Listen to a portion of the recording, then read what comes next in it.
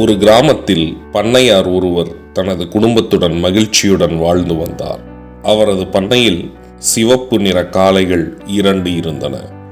அவற்றிற்கு பெரிய சிவப்பு, சின்ன சிவப்பு என்று பெயர். பண்ணையார் அவ்விரண்டு காளைகளுக்கும் தின்ன வைக்கோல் கொடுத்து பின் புல்வெளிகளில் மேய விடுவார்.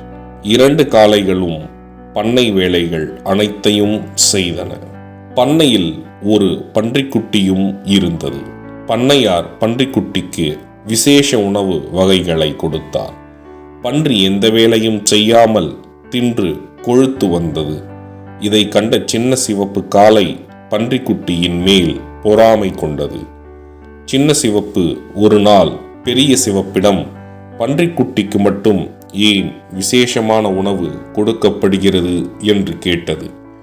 பண்ணையின் அனைத்து வேலைகளையும் நாம் தான் செய்கிறோம். ஆனால் நமக்கு உண்ண கிடைப்பதென்னவோ வெறும் புல்லும் வைக்கோலும் தான்.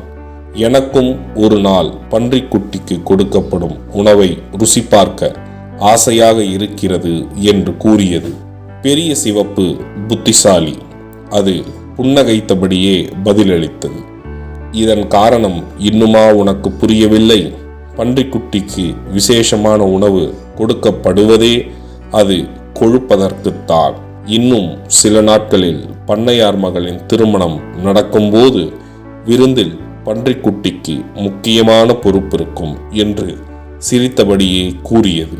இதை கேட்டு குழப்பமடைந்த சின்ன சிவப்பு, அந்த விருந்திலும் பன்றிக்குட்டிக்கு மட்டும் ருசியான உணவு வழங்கப்படும் போல் இருக்கிறது என்று வருத்தத்துடன் கூறியது.